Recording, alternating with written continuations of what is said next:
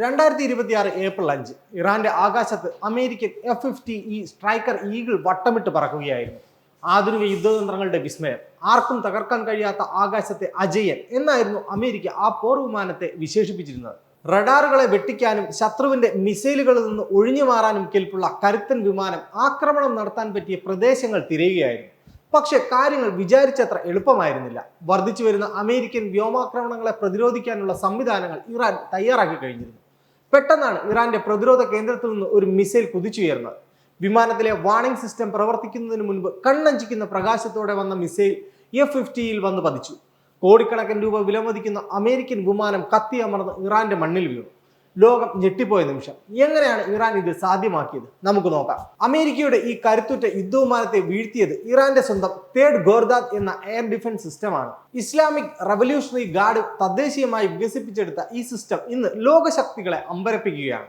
105 kilometre ദൂരത്തുള്ള വിമാനങ്ങളെ പോലും കൃത്യമായി ലക്ഷ്യം വയ്ക്കാൻ ഇതിന് സാധിക്കും. ഒരേ സമയം 100 ലക്ഷ്യങ്ങളെ നിരീക്ഷിക്കാനും അതിൽ ഏറ്റവും അപകടകാരികളായ 4 എണ്ണത്തെ ഒരേ സമയം വെടിവെച്ചിടാനും ശേഷിയുണ്ട് ഇറാന്റെ എയർ ഡിഫൻസ് സിസ്റ്റത്തിലെ പ്രധാന ഘടകമായ തേർഡ് ഗോർദാദിന്. 2019 അമേരിക്കയുടെ അതിനൂതനമായ ഗ്ലോബൽ ഹോക്ക് ഡ്രോണിനെ തകർത്തതും ഇതേ തേർഡ് ഗോർദാദ് ആയിരുന്നു. അമേരിക്കയുടെ F-50 വിമാനങ്ങൾക്ക് റഡാറുകളെ കബളിപ്പിക്കാനുള്ള അതിനൂതനമായ വിദ്യകളുണ്ട്. എന്നിട്ടും ഇറാൻ എങ്ങനെ ഇത് സാധിച്ചു?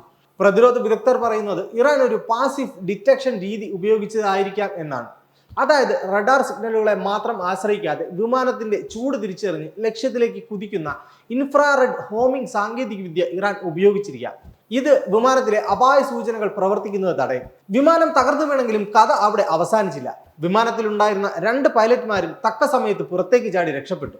ഏത് നിമിഷവും ഇറാൻ സേന പിടികൂടാവുന്ന അവസ്ഥയിൽ അവർ നിസ്സഹായരായിരുന്നു. പക്ഷേ സൈനികരെ ശത്രുവിന് വിട്ടുകൊടുക്കാൻ അമേരിക്ക തയ്യാറായിരുന്നില്ല. വിമാനം വെടിവെച്ചിട്ടതിന് പിന്നാലെ അമേരിക്കൻ കമാൻഡോകൾ ഒരു അതിസാഹസികമായ ദൗത്യത്തിന് തുടക്കമിട്ടു. അത്യാധുനിക ഹെലികോപ്റ്ററുകളും സ്പെഷ്യൽ ഫോഴ്സും ഇറാന്റെ മണ്ണിലേക്ക് മിന്നൽ വേഗത്തിൽ കുതിച്ചെത്തി.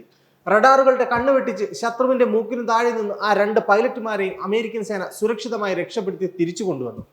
ആകാശത്ത് തങ്ങൾക്ക് പറ്റിയ വലിയൊരു വീഴ്ചയുടെ നാണക്കേട് ആ അതിവേഗ രക്ഷാദൗത്യത്തിലൂടെ നികത്താനാണ് അമേരിക്ക ശ്രമിച്ചത്.